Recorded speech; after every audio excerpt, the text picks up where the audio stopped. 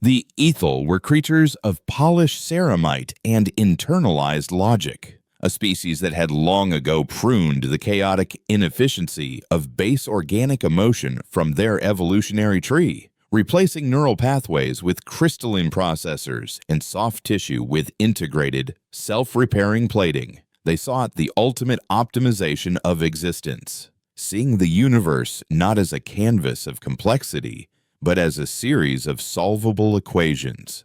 When they encountered humanity, the Ethel cataloged them as Anomaly Beta 3, fiercely adaptive, technologically volatile, and burdened by a pathological adherence to irrational concepts such as love, grief, and the sanctity of the individual.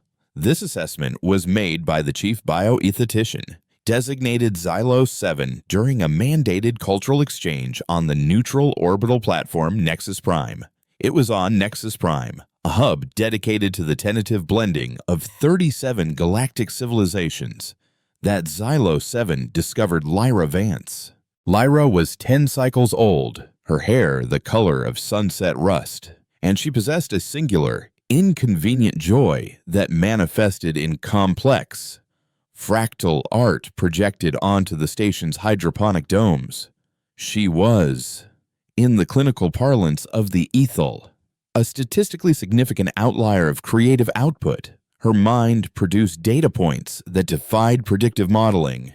This made her invaluable to Xylos 7's current research on synthetic emotional synthesis, an attempt to logically map and replicate human illogicality. Lyra was lured away from the chaotic sensory gardens by a silent, chrome-plated drone, guided into an Ethel research vessel docked under the guise of mineral survey, and transported to the distant, sterile processing facility orbiting the dead moon of Corthus. The specifics of the incident were later compiled into the Terran military document 491A, classified Omega Red, and required 3 separate psychological review panels for anyone forced to read it. It detailed not a malicious attack, but a calculated, detached vivisection. Xylos 7 did not hate Lyra, he was merely curious. He was not interested in power or pain, but in data points. Over 48 hours, under conditions of meticulously controlled, sterile light. Xylos 7 and his accompanying Integrated Unit 4 analyzed Lyra's biological systems. They tagged her organs with thermal markers, charted the neurological flares associated with fear and despair, and recorded the frequency of her frantic, terrified cries. They were mapping the boundaries of human resilience. When the human diplomatic mission arrived at Corthus, alerted by Lyra's disappearance, they were met by an Ethel envoy who calmly presented the mission log, which concluded with the phrase, "Specimen Lyra Vance, biological integrity compromised, data extraction complete, remains archived." When the lead human ambassador, distraught and shaking, demanded to know why they had not simply asked for cooperation, the envoy, designated Unit 23 Gamma, tilted his head slightly, a mechanical gesture of confusion. "Inefficient," the envoy stated, its voice synthesized and monotone. "The optimal yield of unique neurochemical data can only be acquired during the specimen's peak stress cycle. To intervene or pause the process would have introduced data corruption." The envoy then offered to transmit the complete data package, including high-resolution imagery of the final stages, as a gesture of good faith and scientific transparency. This wasn't an act of war, it was an insult to the very concept of existence, a dismissive shrug at the human spirit. The images, the raw, clinical documentation of Lyra's final moments, her vibrant internal world reduced to numbered samples, were broadcast back to Earth. There was no immediate panic, no mass demonstration. Instead, a seismic, global silence settled. The Ethel, watching the static human response, registered this as confirmation of human emotional inefficiency. They had expected loud, theatrical protest. They did not understand that this silence was the moment the soul of a civilization fractured and reformed, forging itself into a single, unbreakable rod of absolute, unreasoning rage. The focal point of this transformation was Admiral Valen Kale. Kale was not a warrior in the traditional sense. He was the chief theoretician behind Earth's deep space quantum entanglement research, a man who spent his life immersed in theoretical physics, more comfortable with the geometry of space-time than human interaction. Lyra Vance had been his ward, the daughter of his tragically lost sister, and the only remaining anchor to his tenuous human connections. When the forensic files were laid across his sterile lab table, Kyle didn't scream or break things, which he simply stared at the holographic projection of a small, labeled container holding Lyra's retina, which had been perfectly preserved for optical data storage potential. The sight didn't trigger grief. It triggered geometric resolution. He realized the Ethel were not a threat to be managed or a rival to be defeated. They were a fundamental error in the cosmic equation, an imperfection that demanded absolute nullification. Within 72 hours, Kyle invoked the Prometheus Clause, an archaic, universally condemned military mandate that placed the entire Terran fleet under the command of the most ethically uncompromised mind available, a euphemism for the mind least burdened by conventional morality. Kyle was that mind. He bypassed the Galactic Accord, deactivated civilian oversight, and moved every available resource into Project Overture.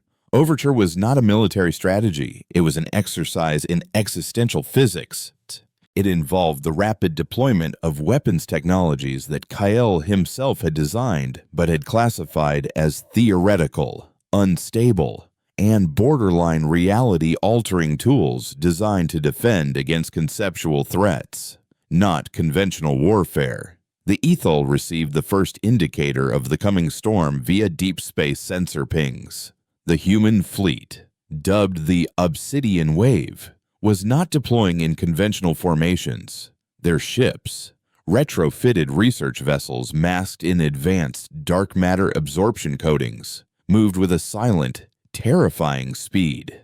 The Ethel strategist noted the apparent numerical inferiority of the human fleet and concluded with detached certainty that the humans were attempting a futile, emotionally driven suicide run a desperate measure expected of Anomaly Beta 3.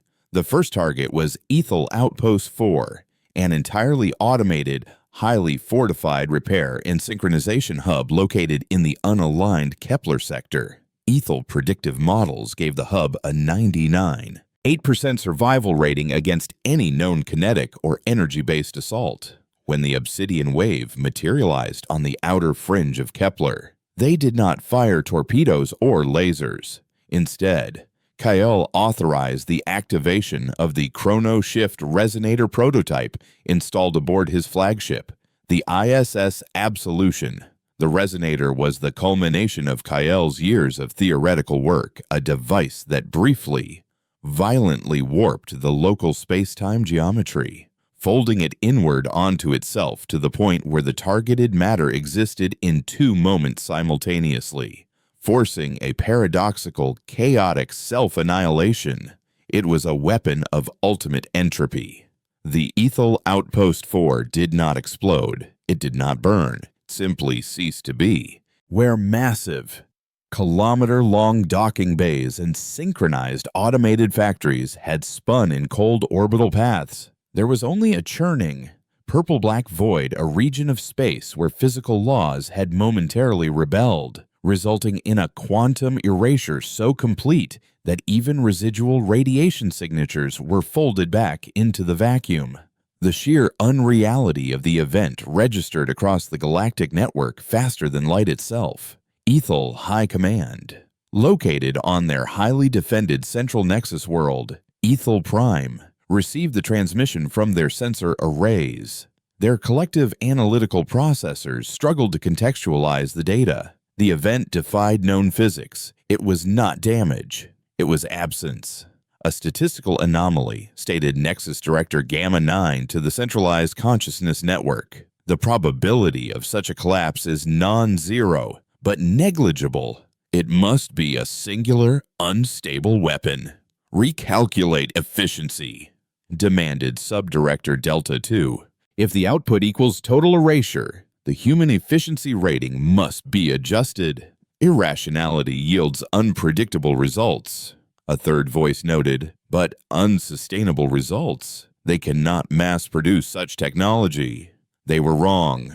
Admiral Kale had already overseen the integration of smaller, more focused resonators onto 50 escort ships. The technology was unstable. Yes, but stability was irrelevant. Kale was not interested in sustainability. He was interested only in finality. He had spent his life seeking elegant, theoretical solutions. Now, he was deploying a conceptually perfect method of removing the ethel stain from the universe. The obsidian wave moved inward, bypassing all strategic military fortifications and heading directly for ethel research and logistical hubs. The human forces were terrifyingly quiet. There were no battle cries, no boastful broadcasts, only the synthesized hum of charging resonators and the cold, flat instructions issued by Kyle. The next target was the ethel bioharvesting colony on Xylos 4, a world densely populated with millions of non-ethel organic life forms held in stasis for resource optimization. Kyle did not worry about collateral damage. The Chrono Shift resonator was aimed precisely at the planetary core, calculated to trigger a localized temporal folding only within the ethel-constructed infrastructure. When the weapon fired, the result was less a collapse and more a systematic peeling. Ethel cities, data spires, and processing factories peeled away from the planet's surface, leaving perfectly clean scars of rock where structures had stood moments before. The ethel were efficient architects. They believed their layered defenses were impenetrable. They had anticipated energy blockades, plasma sieges, and planetary bombardment. They had not anticipated a grieving physicist using the instability of time itself as a bullet. When the ethel ambassador who had justified Lyra's dissection attempted to broadcast an emergency diplomatic appeal to Earth, Kale intercepted the signal personally. The ambassador, Unit 23 Gamma, appeared on Kale's bridge holoscreen, its metallic eyes reflecting the deep purple field radiating from the resonator array. Human Admiral Kale, the envoy stated, retaining its mechanical calm despite the mounting existential horror. Your response is statistically disproportionate. We offer data reparations, technology transfers, and the immediate termination of the scientist Xylo 7 as a calculated sacrifice to stabilize the conflict. Kyle didn't look away from the feed. His voice, when it came, was stripped of all inflection, colder than any ethel synthesis. You logged her terror, he said, not as a question, but a statement of immutable fact. You labeled her screams as neuro-emotional output, peak intensity. You filed it under data yield. It was an objective recording of a scientific process. I don't require your data. Kale interrupted, his voice finally showing a terrifying sliver of emotion, not rage, but bone-deep exhaustion. I require resolution. He cut the connection. The ethel envoy's ship was instantly targeted by 3 converging chrono shift fields.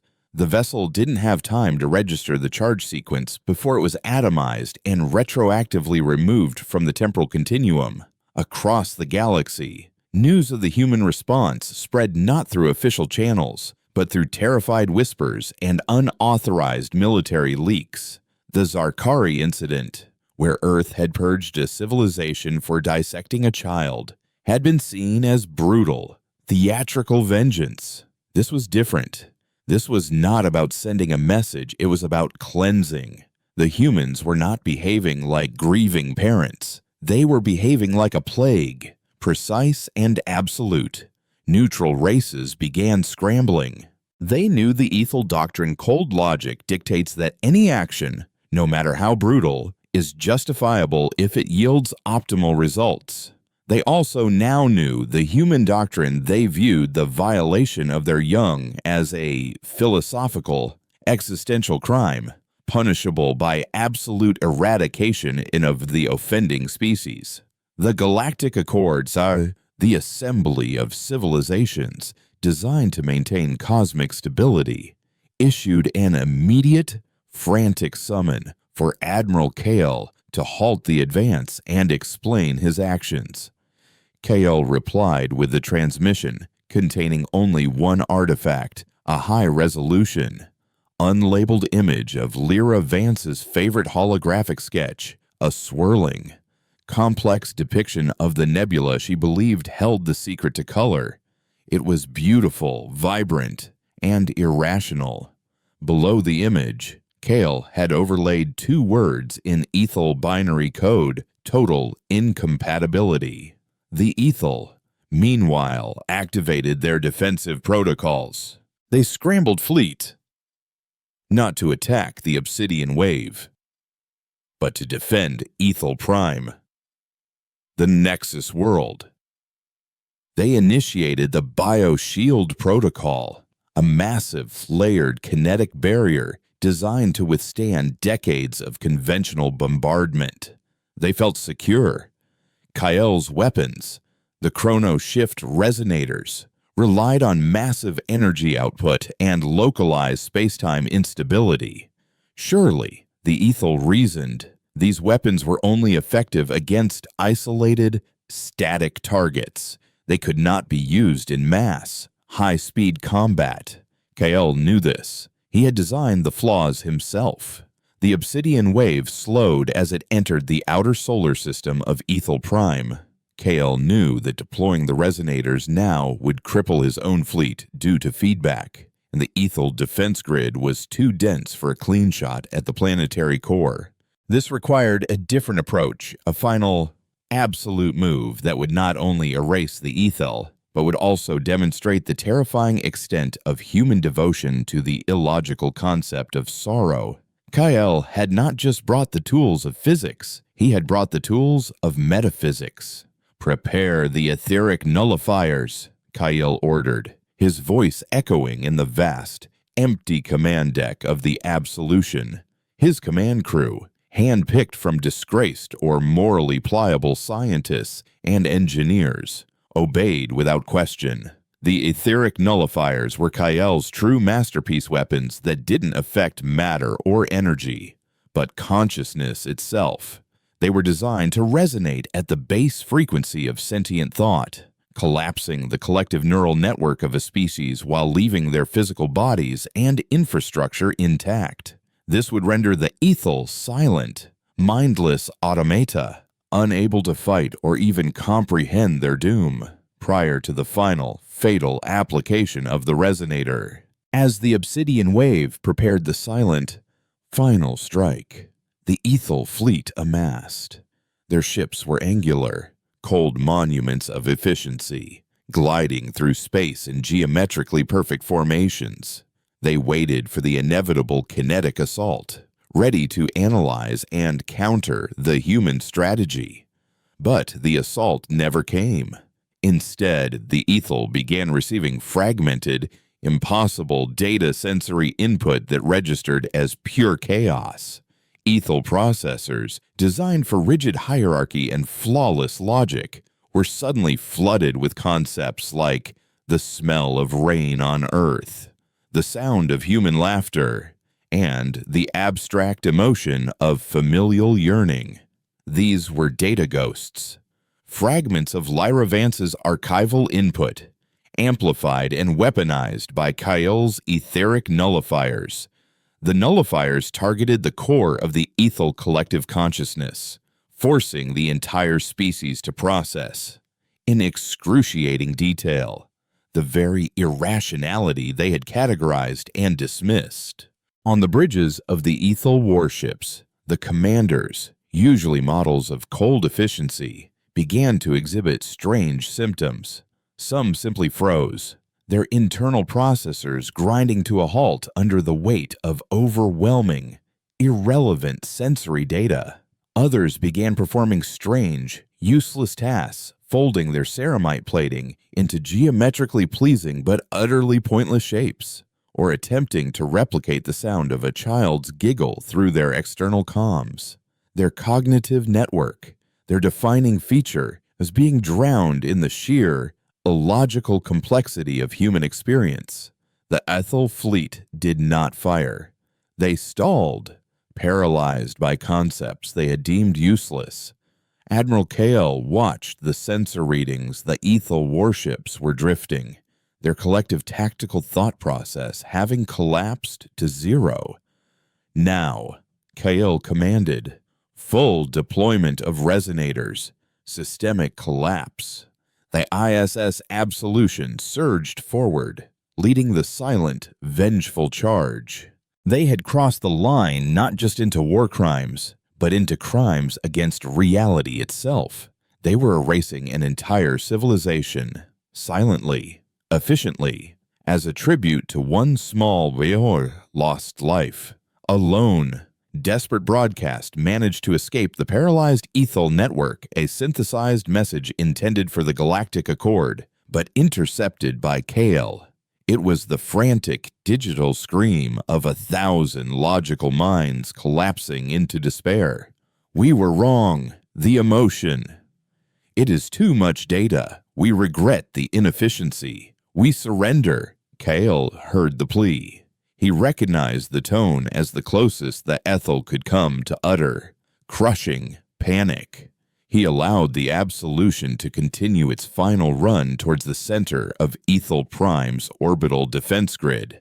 He spoke, not to his crew, but to the memory of the little girl who loved color and complexity. "Inefficiency is pain," he murmured, quoting the Ethel themselves. And sometimes, pain is the only logical response. And then, he triggered the final, massive chrono-shift resonator, aimed directly at the central synchronization node of the Ethel Prime defense grid. The world itself was about to vanish. The human vengeance would be complete, total, and terrifyingly cold, mirroring the very detachment that had caused the original crime. This was the moment the rest of the galaxy would learn that humans, when pushed to the ultimate edge of their volatile emotion, became something far worse than their enemies. They became judgment itself. The space where Ethel Prime had orbited its sterile, white sun did not burn with the fire of a conventional apocalypse. There was no expanding cloud of superheated gas, no glittering field of debris. Instead, a wound opened in the fabric of the universe. It was a perfect sphere of absolute non-existence, a voracious patch of cosmic static that consumed light and warped the gravitational pull of the surrounding system. The chrono-shift resonator hadn't destroyed the planet. It had performed a temporal excision, surgically removing the world and its layered defenses from the timeline. To the horrified observers across the galaxy, watching on long-range sensors, it looked as though God had blinked, and in that instant, a world had simply been forgotten. On the bridge of the ISS Absolution, there was no celebration. The men and women of the Obsidian Wave, a crew forged in the cold fire of Kale's singular vision, stood in profound, unnerving silence. They had just witnessed a fundamental constant of their reality that matter cannot be created or destroyed, proven false. They watched the data streams confirming the complete and total erasure of 14 billion Ethel consciousnesses, their synchronized nexus, their archives, their very world. The equation was solved. On his command throne, Admiral Valen Kale watched the final energy readings flatline. He did not smile. He did not sigh. He simply tagged the target on his star chart with a single switch clinical marker resolved. He then turned his attention to a secondary screen displaying the biometrics of his crew. Heart rates were elevated. Adrenaline levels were crashing. But there were no signs of celebratory neurochemical activity. Good. Efficiency was being maintained. The psychic shockwave of the Ethel's final, silent scream rippled through the galactic consciousness. In the grand rotunda of the Galactic Accord on Nexus Prime, where the Ethel ambassador had once stood, 100 different species watched the live sensor feeds in stunned terror. The Vexian Prime matriarch, a being whose species communicated through empathetic crystalline resonance, shattered her own forearm in a spasm of shared existential dread.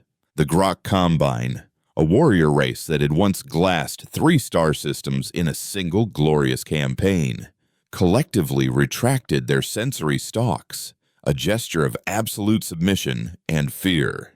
They had understood war as an exchange of energy and matter. This was something else. This was conceptual annihilation. The human ambassador, a woman named Anya Sharma, who had been left completely in the dark by Kael's rogue operation, could only stare at the blank space on the star map, her face pale. She was not seeing a victory. She was seeing humanity's suicide note to the universe.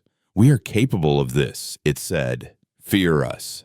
A frantic, high-priority communication was directed at the Absolution. It was the Accord's ruling council, their voices a mixture of rage and pleading. "Admiral Kael, by the authority of the 7th Galactic Mandate, you are ordered to stand down. You have committed an act of uncreation. This is not war. It is a crime against existence itself." Kael listened to the transmission with the detached interest of a man listening to weather reports. He allowed it to play out before responding, his voice cutting through the static with chilling precision. The Ethel classified the termination of a human child as data extraction. "I have merely performed a reciprocal action on a larger scale. Their existence has been logged, analyzed, and archived. The data is now complete. The experiment is over." He severed the connection before they could respond, the bridge of the Absolution once again falling into a tomb-like quiet. His second-in-command, Commander Eva Rostova, approached him, her face a mask of controlled discipline, but her eyes betraying a deep, shivering unease. "Admiral," she began, her voice low, "the primary objective is complete. What are your orders?" Kael swiveled his chair to face her, his eyes looking not at her, but through her, as if she were another variable in a complex problem. The primary objective was the resolution of the Ethel problem. Ethel Prime was their processing core, not the entirety of their being. They maintain archive worlds, deep space research colonies, and sleeper units. A virus is not neutralized by destroying its heart. You must purge every last cell. Rostova's blood ran cold. She had signed on for vengeance, a terrible but understandable human impulse. She had justified the erasure of Ethel Prime as a necessary, brutal response to an unforgivable act. But this was not vengeance. This was a methodical, galactic cleansing. "Sir," she said, choosing her words with extreme care, "the remaining Ethel outposts pose no strategic threat. They are leaderless, disconnected. The Accord will see this as..." "The Accord's opinion is an irrelevant data point," Kael stated flatly. "The Ethel are a conceptual threat. Their logic allows for the negation of other life forms for the sake of efficiency. That concept must be erased from the universe. We will proceed to their primary archival world, Xylos 9. It contains the genetic and cultural records of their entire history. We will redact it." Subtle but profound change had begun to creep through the crew of the Obsidian Wave. The etheric nullifiers, the weapons that had paralyzed the Ethel fleet by flooding them with weaponized human emotion, had not been a one-way street.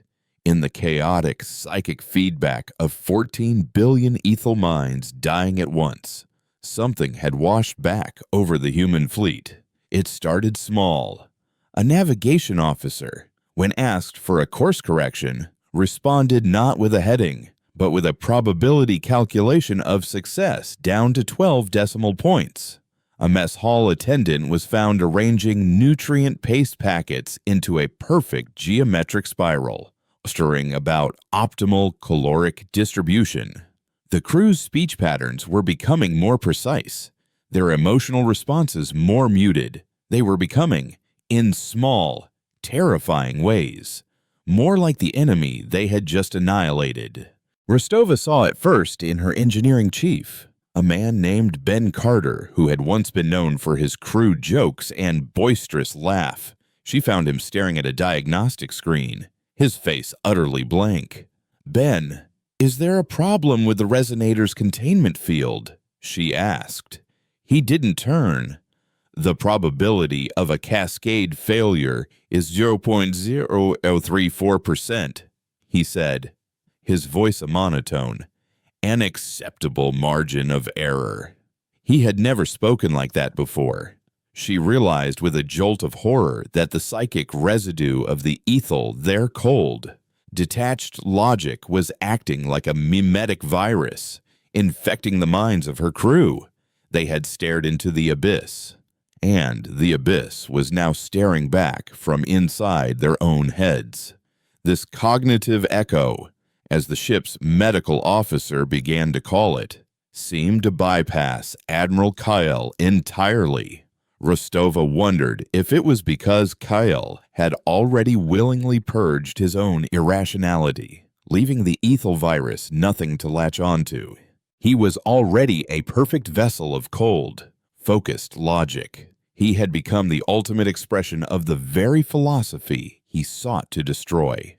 His new mission, the cleansing of the remaining Ethel worlds, was not born of grief for Lyra anymore. Lyra had been the catalyst, the initial variable that set the equation in motion. Now, he was simply solving for X, and X was the complete and total absence of the Ethel species from the cosmic record. The Obsidian Wave, now a fleet of silent, efficient ghost ships, altered its course for Xylos Denine. The archival world was not a military installation. It was a planet-sized library, tended by Ethel archivists and curators, beings who had no part in the dissection of Lyra Vance. It also housed the Preservation Project, a repository containing the DNA and cultural records of 1,000 other species the Ethel had studied, some of whom were now extinct. To destroy Xylos 9 would be to burn a galactic library of Alexandria, wiping out the memories of countless other civilizations. Rostova brought this to Kyle's attention in the sterile light of the command deck. "Admiral, destroying Xylos 9 would mean the permanent loss of the Vreen archives and the last genetic remnants of the Cygnian race. It's not just Ethel history we would be erasing." Kyle looked at the data on his screen, his expression unchanged. "Their data is contaminated by its association with the Ethel. To preserve it would be to preserve a footnote of their existence. All traces must be removed for the solution to be absolute. Collateral data loss is an acceptable parameter." That night, Rostova accessed the secure communication archives, pulling up the files on Lyra Vance. She bypassed the horrific forensic reports and found Lyra's personal logs from her time on Nexus Prime. She watched holograms of the 10-year-old girl laughing as she tried to teach a stoic, rock-like creature how to paint, her fingers covered in vibrant pigment. She heard Lyra's voice, full of excitement, describing the Ethel as sad robots who just needed to learn how to see the colors. She believed she could teach them. She believed in connection, in understanding. This monstrous, logical crusade Kyle was waging. This cold, sterile perfection of vengeance was a betrayal of everything that little girl had been. Rostova knew then that she could not let this continue. The mission to avenge Lyra was over. A new mission had just begun to save humanity from the man who had appointed himself its savior. She sent a single encrypted message to a hidden contact in the Terran Diplomatic Corps, a message that was both a warning and a plea for help. The message contained only 3 things: the Obsidian Waves heading for Xylos 9, a copy of Lyra Vance's final, joyful art project, and a single sentence: "He is no longer doing this for her." As the Absolution prepared its weapons for the next erasure, Rostova began subtly working against her commander. She introduced micro-errors into the navigation computers, buying a few precious hours of delay. She spoke with crew members she still trusted, those who still showed flickers of their former humanity, planting seeds of doubt not through argument, but through quiet reminders of home, of family, of the illogical, messy, beautiful things they were supposedly fighting for. She was playing a dangerous game. Kyle's logic was absolute, and he would view any deviation from his plan not as insubordination, but as a flaw in the system to be corrected. And Rostova knew, with a certainty that chilled her to the bone, exactly how Admiral Kale corrected flaws. He erased them. The fleet moved silently through the void, a predator seeking to devour the last remnants of its prey. But within the predator, a different kind of virus was beginning to spread: the irrational, inefficient, and utterly human concept of hope. The journey to Xylos 9 was a slow descent into a sterile, orderly madness. The cognitive echo of the Ethel's death scream had settled over the Obsidian Wave like a shroud of freezing fog, seeping into the cracks of human consciousness. Conversations on the mess decks, once filled with the chaotic overlap of stories and laughter, now consisted of clipped, efficient exchanges of information. Off-duty crew members were observed running complex simulations in their minds, their eyes unfocused, their fingers tracing invisible geometric patterns in the air. They were optimizing their downtime. Commander Eva Rostova felt like the last sane person in a beautifully functioning asylum. Her attempts at sabotage were subtle, almost pathetically so. She'd deliberately corrupt a diagnostic file, forcing a 20-minute system reboot. She'd miscalibrate a long-range sensor, sending a scout ship on a pointless detour. Each act of defiance felt like throwing a pebble against a tidal wave, but it was all she had. Kyle, in his state of post-human logic, seemed not to notice her small rebellions, or, more terrifyingly, he noticed them and classified them as statistically insignificant deviations, not yet requiring correction. He remained sequestered on the bridge of the Absolution, his entire being focused on the finality of his equation. He was no longer a man, he was the sentient embodiment of an algorithm of vengeance.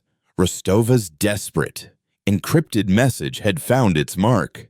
Anya Sharma, the Terran ambassador who had been left stranded and disgraced by Kyle's rogue actions, received the transmission in her sealed quarters on Nexus Prime.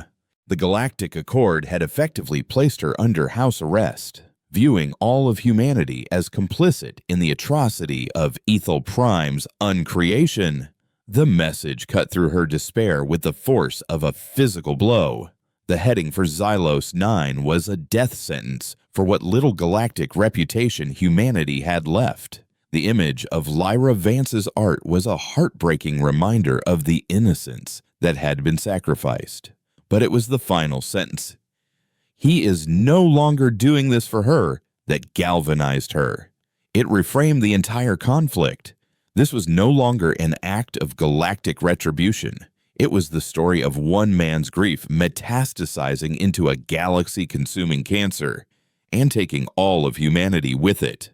Anya knew she couldn't appeal to the Accord. They were paralyzed by fear, debating sanctions and quarantines, treating humanity like a cosmic plague to be contained. They wouldn't act. She needed an instrument that was as unconventional and as desperate as the situation itself. Her mind raced, sifting through the dregs of forgotten alliances and condemned projects. She found what she was looking for in a classified file codenamed Project Chimera. It was a Black Ops initiative, officially dismantled a decade ago for being ethically untenable. Chimera was a single, highly advanced stealth vessel, the Wraith, piloted by a crew of one Captain Jax, a man whose real name had been redacted from every official record. Jax was not a soldier. He was a professional ghost, a specialist in infiltration, extraction, and making inconvenient problems disappear. He was also notoriously expensive, amoral, and loyal only to the highest bidder. His last known location was the lawless asteroid belt of the Tartarus Rim, a haven for smugglers, pirates, and disgraced mercenaries, using back channels and layers of encryption that screamed of desperation. Anya Sharma sent a message to the Tartarus Rim. It was a simple offer, the entire contents of her family's off-world fortune, a sum that could buy a small moon in exchange for one task. She wanted him to intercept the ISS Absolution, infiltrate the ship, and bring Admiral Valen Kale back to Nexus Prime, dead or alive, while Rostova fought her lonely, quiet war aboard the Absolution. Captain Jax received Anya's message on the flickering holodeck of the Wraith. The Wraith was less a ship and more a sliver of weaponized shadow, its hull coated in radar-absorbing polymers and powered by a stolen, silent-running singularity drive. Jax himself was a relic from a forgotten era of human conflict, a man whose face was a roadmap of scars and whose cybernetic eye glowed with a faint, crimson light. He read the offer, a slow, cynical smile spreading across his lips. He'd heard whispers of Operation Overture and the ghost fleet that had unmade a world. The official story was a heroic, if brutal, act of vengeance. Anya Sharma's message painted a different picture. A rogue admiral gone mad with power, a fleet succumbing to a psychic plague, and a mission of galactic genocide. It was messy, complicated, and suicidally dangerous. It was exactly the kind of job he loved. "Computer," he drawled, his voice a low, gravelly hum. "Plot a course to intercept the obsidian wave, and pull up the schematics for the Absolution. Let's see how this ghost ship is put together." The Absolution was a fortress, but Jax wasn't interested in a frontal assault. His plan was far more elegant. The chrono shift resonators, the reality-bending weapons Kale favored, produced a unique and highly unstable temporal distortion field in their wake. A normal ship would be torn apart by the gravitational shear, and the Wraith's singularity drive could be tuned to mimic the frequency of the distortion, allowing it to effectively surf in the Absolution's wake, completely invisible to its sensors. It was like hiding in the shadow of a god. He trailed the obsidian wave for 3 days. A silent parasite latched onto a leviathan, observing the fleet's cold, perfect formations and the chilling absence of any non-essential communication. He saw exactly what Rostova had described, a fleet operating with the soulless efficiency of a machine. Rostova, meanwhile, had escalated her efforts. She knew the time was running out. They were less than 48 hours from Xylos 9. She needed to create a system-wide failure, a problem so significant that even Kai, in his logical trance, would be forced to pause his crusade. Her target was the etheric nullifier. The weapon was Kale's masterpiece, a device that weaponized emotion and consciousness. She theorized that if she could reverse its polarity, even for a moment, it wouldn't project outwards, but inwards. Instead of flooding an enemy with human emotion, It would flood the crew of the Absolution with a concentrated dose of their own suppressed, forgotten humanity. It was an incredible risk. The resulting psychic backlash could shatter their minds, drive them insane, or even kill them. But it was a chance to break the Ethel's cognitive hold. Working in stolen moments in a secluded engineering sublevel, she began writing the malicious code, her heart pounding with a mixture of fear and desperate resolve. Jax made his move when the obsidian wave passed through a dense nebula, the ionic interference providing an extra layer of cover. The Wraith detached from the Absolution's wake and, using low-powered maneuvering thrusters, matched the flagship's velocity perfectly. Jax's target was an external maintenance hatch near the aft engine assembly, a tiny flaw in the ship's otherwise seamless design. He guided the Wraith with surgical precision, its docking clamps locking onto the hull with a barely audible magnetic thud. He was in. Donning a form-fitting infiltration suit that could mimic the ship's energy signature, he slipped into the service corridors of the Absolution. The silence was the first thing he noticed.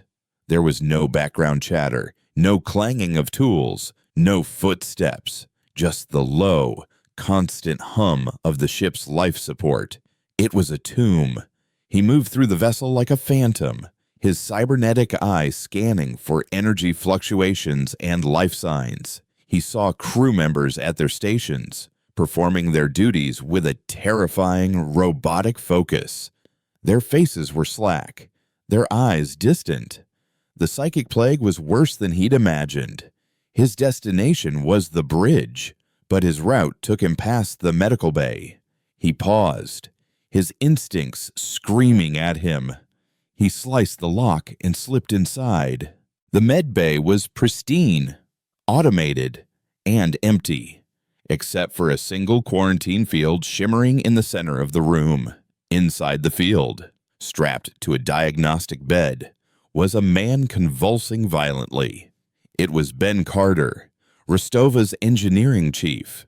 His eyes were wide with a terror that was deeply, primally human. He was screaming, but the sound was trapped inside the energy field. On a monitor next to the field, Jax saw the diagnosis: cognitive echo rejection. Subject is experiencing catastrophic emotional cascade. Recommendation: euthanasia for optimal crew efficiency. Kale wasn't just letting the Ethel virus take hold. He was actively purging anyone who fought it. This wasn't a mission anymore. It was a rescue. At that exact moment, Rostova, deep in the bowels of the ship, uploaded her code. She rerouted power from a secondary reactor, creating a surge that would momentarily overwhelm the nullifier's containment protocols. An alarm blared through the ship, a shrill, piercing sound that felt alien in the crushing silence.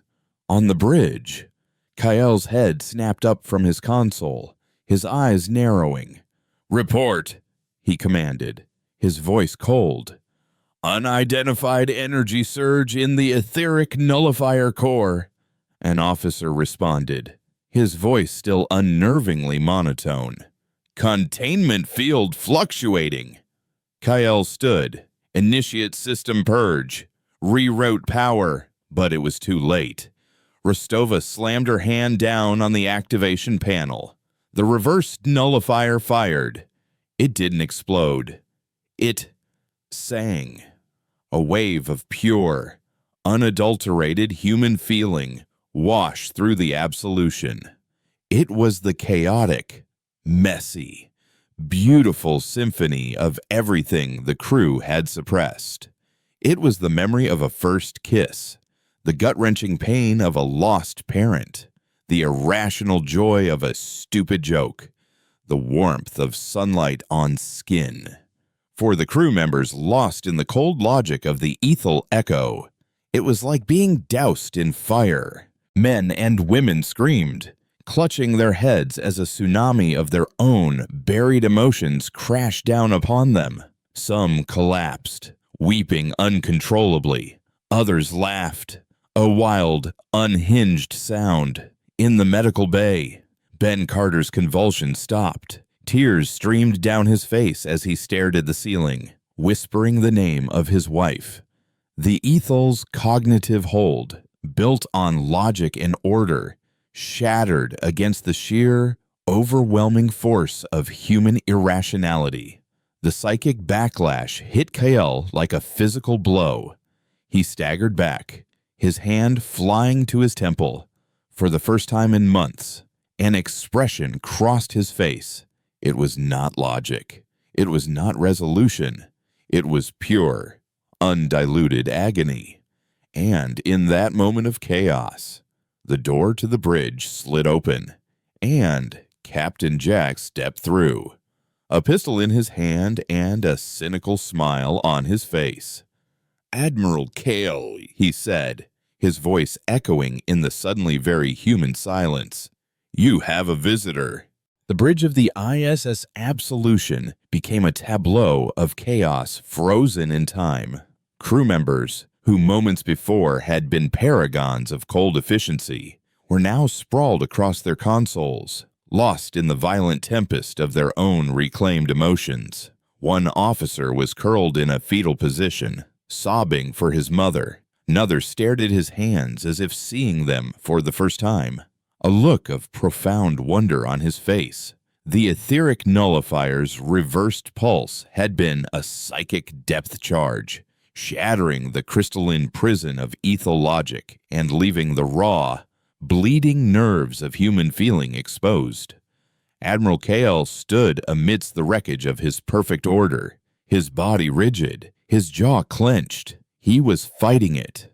Jax could see the war playing out behind the Admiral's eyes, a desperate battle between the cold, clean lines of the equation and the messy, unpredictable variable of his own grief. Kael's gaze flickered from the weeping officer to Jax's outstretched pistol, his mind trying to process this new, illogical threat. "You are an unscheduled variable," Kael stated, his voice a strained, cracking version of its former monotone. "Your presence here is statistically improbable." Jax let out a low chuckle, the sound grating in the emotionally charged air. "Yeah, I get that a lot. Ambassador Sharma sends her regards. She's requested you attend a debriefing. It's not optional." Before Kael could formulate a response, the ship's internal comms crackled to life. It was Rostova's voice, laced with a new, hard-won authority. "To all crew of the Obsidian Wave, this is Commander Rostova. Admiral Kael has been compromised. The ethel cognitive echo has been purged. I am assuming command under the emergency fleet mandate. Secure your stations. Medical teams, report to the bridge." A flicker of something that might have been betrayal crossed Kael's face. He had been so focused on the external enemy, on the grand, cosmic equation, that he had failed to account for the human element within his own ranks. He had failed to account for loyalty to something other than the mission. "Rostova," he whispered, the name sounding foreign on his tongue. It was a name tied to a person, not a function, and the distinction was now agonizingly clear. Jax took a step forward, his pistol steady. "It's over, Admiral. The crusade is done." But Kael's mind, a prodigy of theoretical physics and strategic calculation, was already recalibrating. He was no longer just a grieving father. He was a cornered ideologue. He saw Jax and Rostova not as rescuers, but as corrupting agents, a new source of chaos that threatened the purity of his solution. "The solution is not yet complete," Kael said, his voice regaining a measure of its cold certainty. "The Xylos 9 archive remains. It is the last repository of their flawed logic. It must be erased." With a speed that belied his intellectual demeanor, Kael slammed his hand onto his command console, triggering a ship-wide lockdown and activating the Absolution's automated defense systems. Red emergency lighting bathed the bridge in a hellish glow. Blast doors slammed shut, sealing the bridge off from the rest of the ship. "You cannot stop the inevitable," Kael declared, as a section of the wall behind him slid away to reveal a rack of emergency plasma rifles. Jax didn't hesitate. He fired a single, precise shot from his pistol, not a lethal blast, but a high-energy ion pulse that struck Kael's console, showering it in sparks and disabling the lockdown command. "Inevitable is a strong word," Jax grunted, diving behind a console as Kael grabbed a rifle and returned fire. The bridge of the Absolution transformed into a battlefield. Jax, a veteran of 100 dirty, close-quarters fights, moved with a fluid, predatory grace, using the chaos to his advantage. Kael, in contrast, fought with the brutal, efficient logic of a machine. He didn't take cover. He calculated firing trajectories and shield harmonics, his movements precise and economical. He was trying to solve the problem of Jax's existence with overwhelming force. While the firefight raged, Rostova was in a race against time. She was sealed off from the bridge, but she had control of the ship's other systems. Her first priority was the fleet. She broadcast a fleet-wide message, ordering all ships to stand down and power down their chrono-shift resonators. She knew that some captains, still reeling from the psychic backlash, might not obey. She watched her screen with bated breath as, one by one, the other ships in the Obsidian Wave acknowledged her command. The silent, terrifying ghost fleet was a ghost no more. It was just a collection of ships full of scared, confused people, waking up from a long and terrible dream. Her next move was riskier. She couldn't let Kael reach Xylos 9. She diverted all non-essential power, including life support from unoccupied decks, and began charging the Absolution's main FTL drive. Her plan was not to flee, but to perform a dangerous in-system jump, repositioning the flagship between the rest of the fleet and the archival world. She was turning the Absolution into a shield.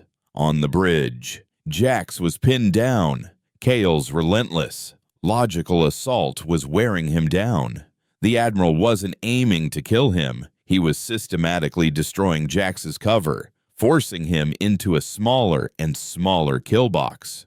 "Your tactics are inefficient," Kael's voice boomed over the ship's internal address. "You rely on instinct and improvisation. Predictable.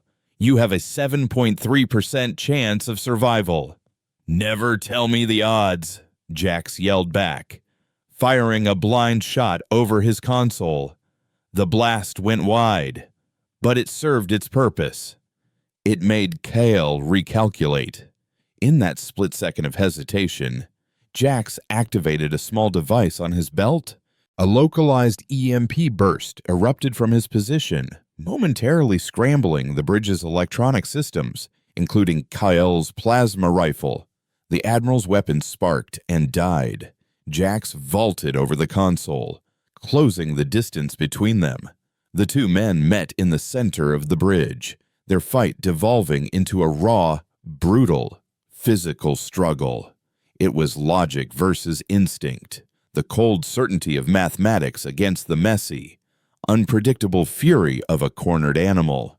Kael was stronger, his movements augmented by a lifetime of disciplined control, but Jax was dirtier, using every trick he'd ever learned in the back alleys of the galaxy. As they fought, the ship around them shuddered violently. Rostova had initiated the FTL jump. For a few terrifying seconds, the universe outside the view screen dissolved into a non-Euclidean nightmare of swirling colors and distorted light. Then, with a gut-wrenching lurch, they were back in normal space. But their position had changed. They were now parked directly in the orbital path of Xylos 9, a serene, silver-blue world hanging in the void before them. The rest of the obsidian wave was miles behind them. They were alone. The jump threw both Kale and Jax off balance. Jax recovered first, landing a solid punch to Kale's jaw. The Admiral staggered back, a trickle of blood running from his lip, the sight of his own blood, the illogical reality of his own physical vulnerability, seemed to momentarily break through his detached state. A flicker of confusion, of pain, crossed his face. He looked out the view screen at the archival world, his mission, his purpose, hanging there in the silence.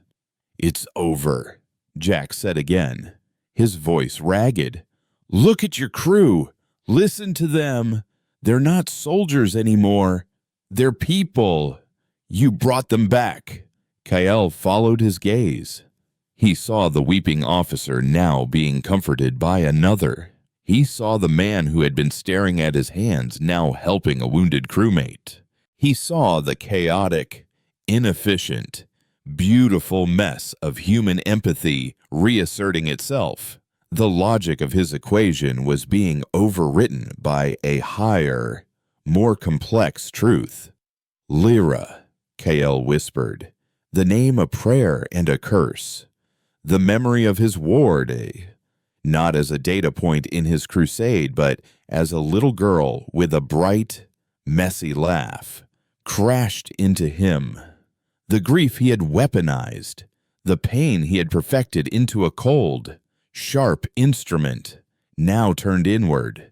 It was no longer a tool, it was just a wound, vast and empty. The plasma rifle slipped from his fingers, clattering to the deck. He sank to his knees, his shoulders slumping, a broken man in the heart of his broken dream. The cold, logical Admiral was gone, replaced by the grieving father he had tried so hard to erase. The doors to the bridge finally slid open. Rostova stood there, flanked by armed security.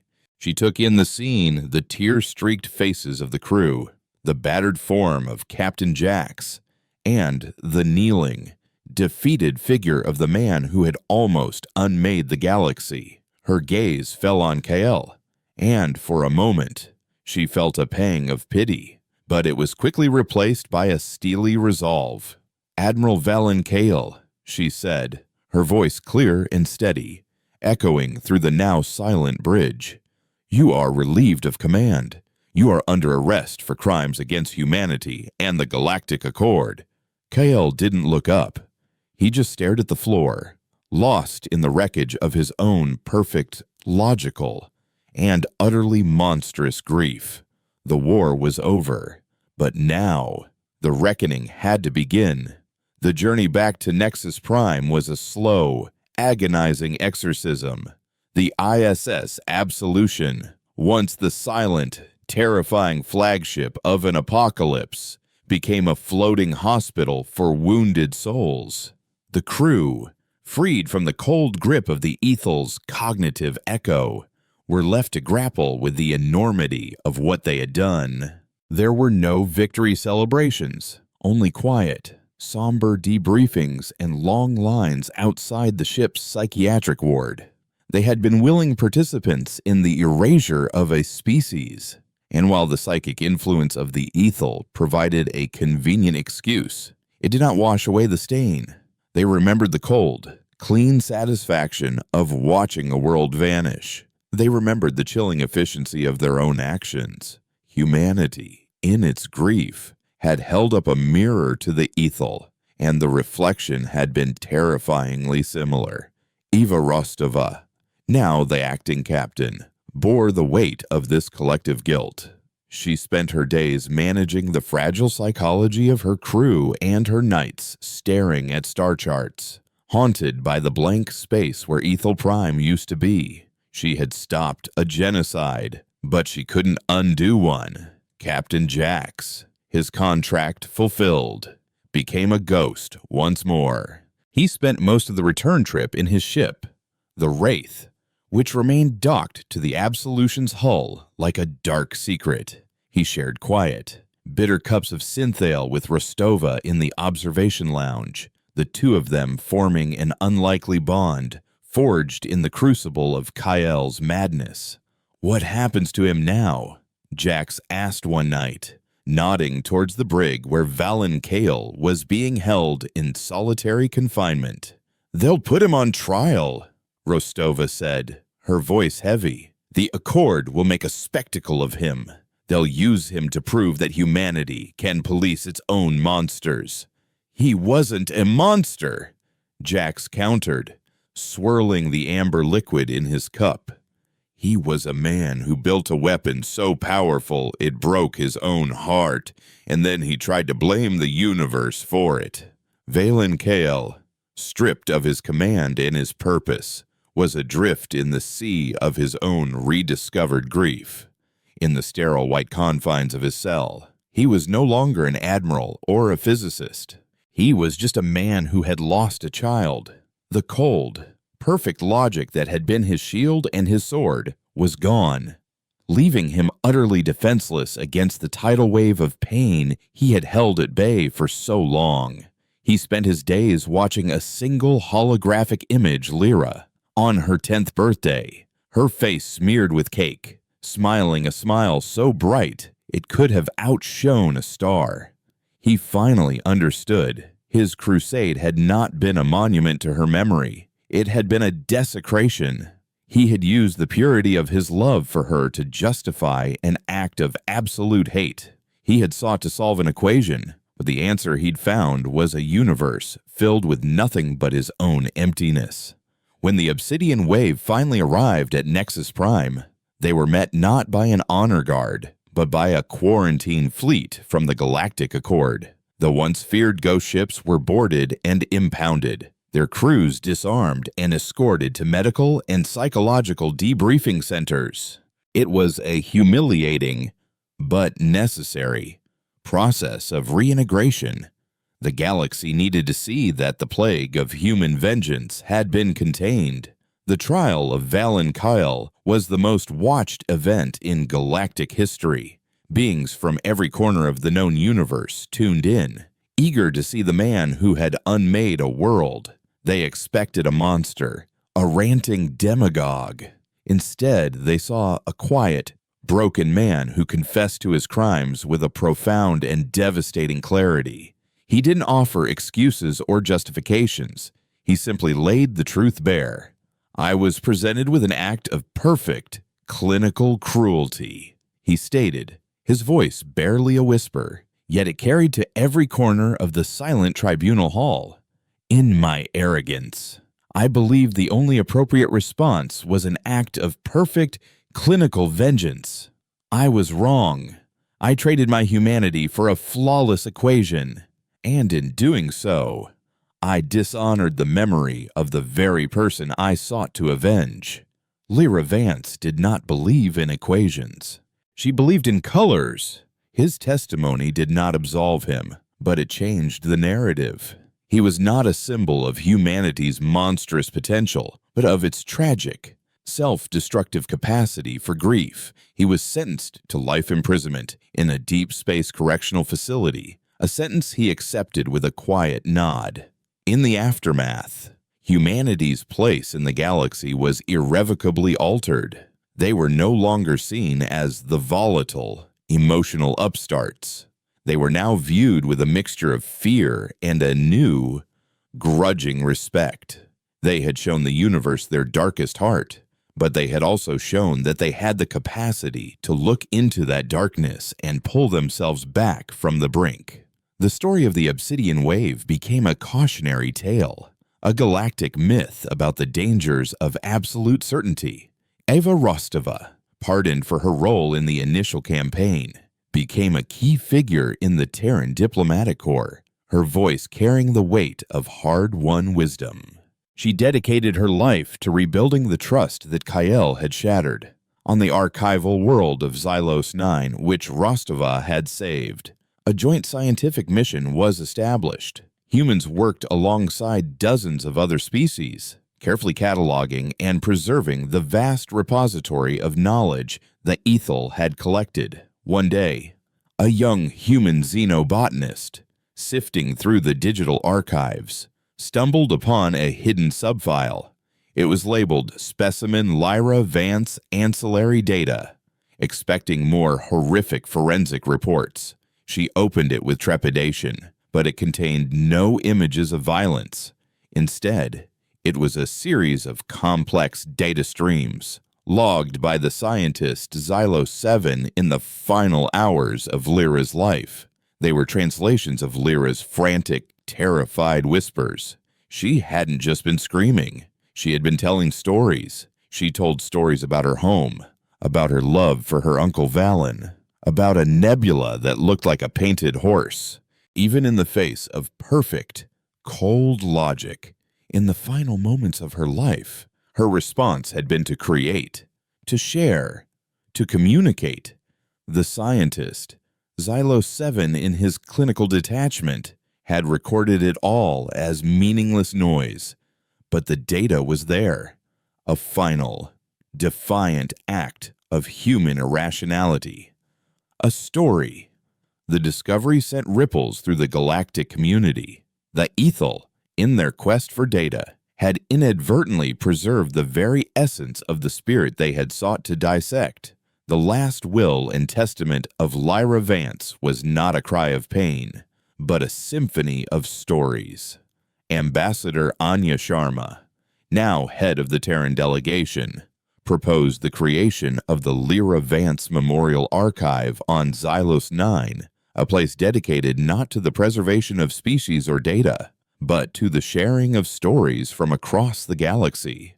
It was to be a monument to the idea that the universe was not an equation to be solved, but a narrative to be told.